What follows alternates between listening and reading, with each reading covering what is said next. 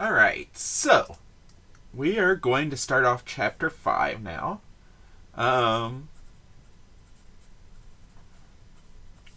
Chapter 5 is on chemical reactions, and of course, we are going to start in section 5.1, which is titled Thermodynamics.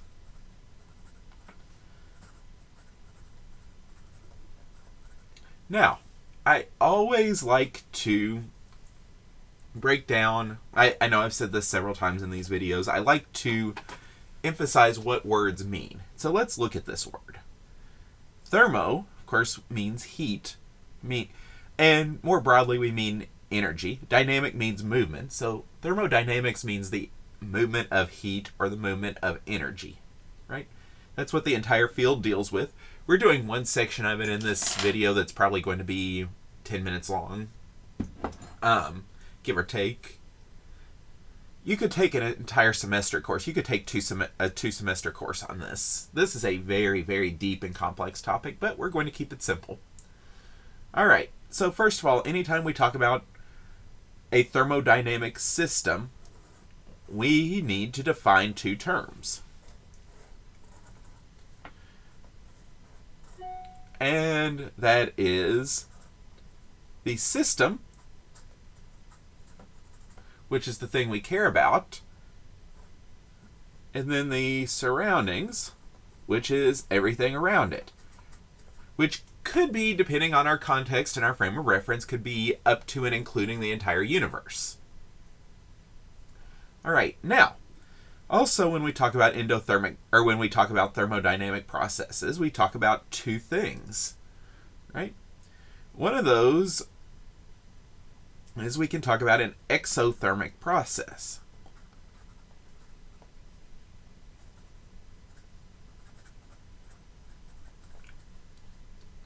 An exothermic process involves the flow of heat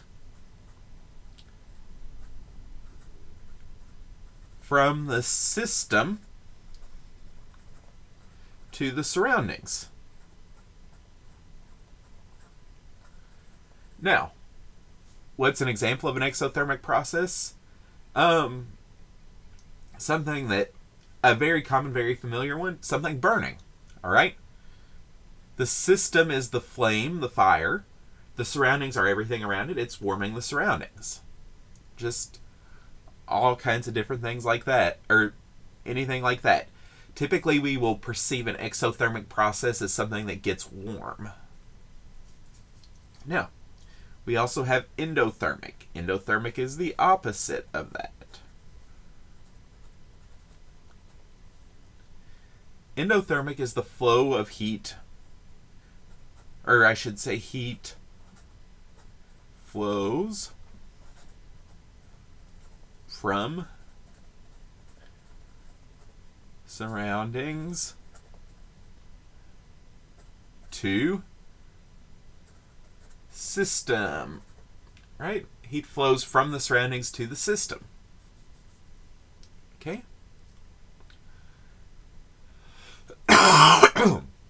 Excuse me. Now, sometimes these aren't as obvious, but let me give you a couple specific examples to think about. Let's think about ice melting. All right? Liquids are a higher energy state of matter than solids. And so in order for ice to melt, it has to take in energy from the surroundings. So ice melting is actually an endothermic process. The system, the ice, that then becomes water, gets warmer. The surroundings get cooler. But also, something too that we kind of have to keep in mind about thermodynamic processes is that if we look at if a process is one way in one direction, so just for example, going from solid water to liquid water is endothermic. If we go in the opposite direction, which would be freezing water or going from liquid water to solid water, that's actually an exothermic process, right? Now, that's something that I think a lot of people have trouble twisting their heads around. I thought it was confusing when I first learned that. But if you think about it in that context, it does make sense. We have to take energy out in order to go to a lower energy state of matter. All right. But that's exothermic and endothermic. By the way, we call this movement of heat enthalpy.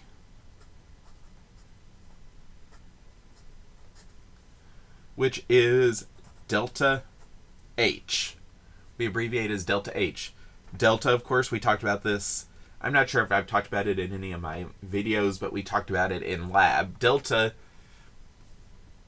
in chemistry, really, and in science in general, means change in. So change in heat, basically. Now, also, when we talk about thermodynamic processes, there's another property we are concerned about called entropy. Right? Entropy. Entropy is a measure of disorder.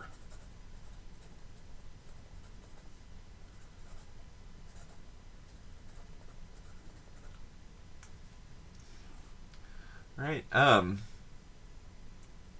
Now, when we look at a process, a thermodynamic process, thermodynamic processes proceed spontaneously. Big word.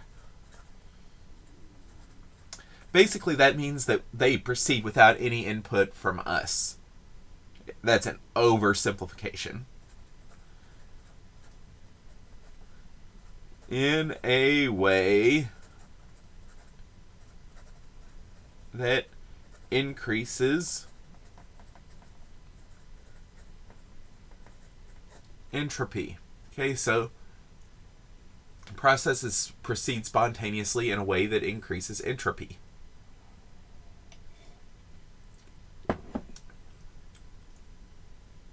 Now, here's the example that I like to use of that.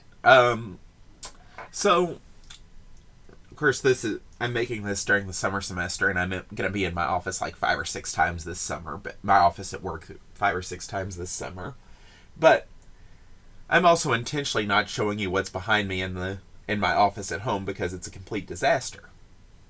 But in the regular semester, I always like to use the example of talking about my office. Because when I start out the semester, it's nice and neat and organized and orderly. As the semester goes on, I'll end up with piles of paper everywhere, just this, that, and the other, and it'll be a disaster. Okay?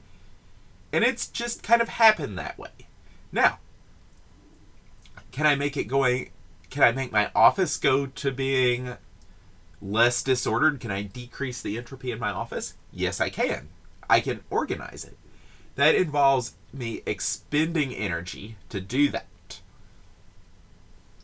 which still increases the entropy of the universe. So, anyway. But also, that's not going to happen spontaneously. Sure wish it would. Sure wish I would just walk into my office one day and it would be beautiful. But that won't happen. Alright. Now, also in a thermodynamic process, and I'm just going to mention this in passing, but we can talk about the concept of free energy. By the way, entropy is delta S. Not actually sure where the S came from. Free energy we abbreviate as delta G. That's because this is, I actually still tend to call it Gibbs free energy. A lot of older texts will use that term, and that's what I learned. Named after the guy who sort of characterized it, Gibbs. But anyway, delta G is Gibbs free energy. And basically, this is just a total of the energy exchanged in a process. This is taking into account both the enthalpy and the entropy. Now, we're not going to do a whole lot. We're really not going to do much of anything with free energy in here. We can calculate free energy using this equation, delta H minus T delta S, which tells you this is all temperature dependent. Basically, it relates enthalpy and entropy to each other. The sign of delta G tells you whether or not a process is spontaneous. Take Chem 142 with me. We do those kind of calculations a lot. We have a lot of fun with free energy, but way beyond what we're doing in here. So anyway, just kind of don't worry about it. Your book talks about it, but I don't focus a whole lot on it, so I'm just more or less mentioning it. All right. Now, our last thing in section 5.1. To illustrate this, I'm going to draw these two things called reaction energy diagrams.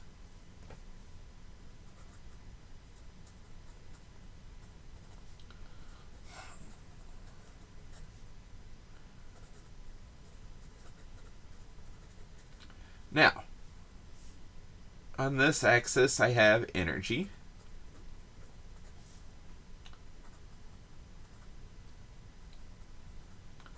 On this axis, I shouldn't have written that close there, but that's alright. I actually labeled this axis reaction progress. So, if I ask you to draw one of these, by the way, RXN is the abbreviation for reaction. But if I ask you to draw one of these, not that I would do that, but if I ask you to draw one.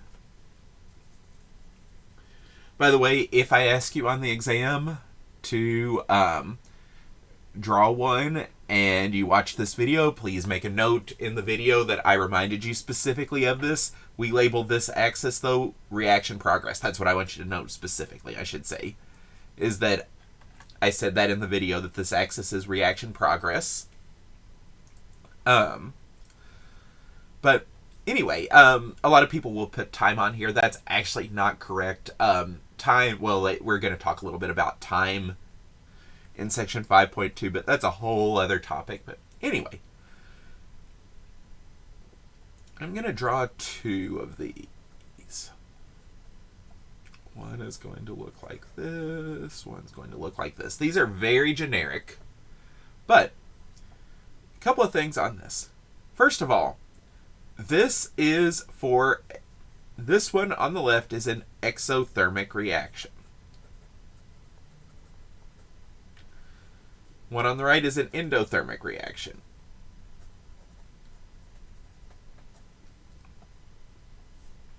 Okay.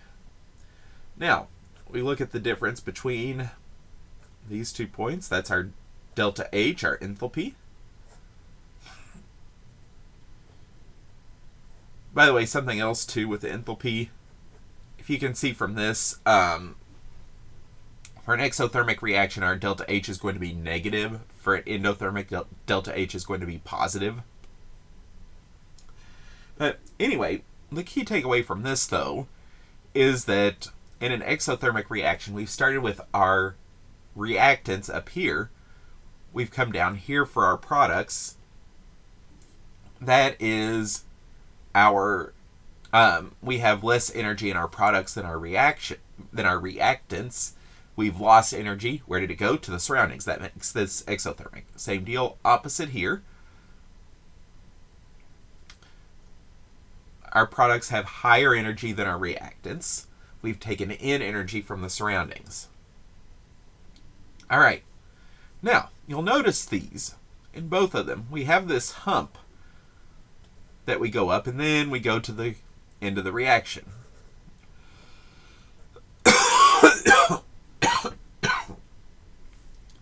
This hump is called the activation energy.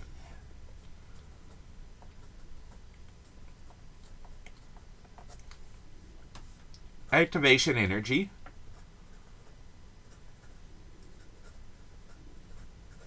is energy that we need to put in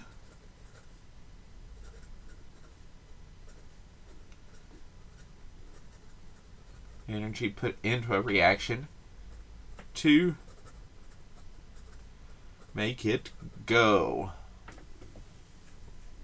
Alright, but that's activation energy in a nutshell, and that's basically kinetics, section 5.1.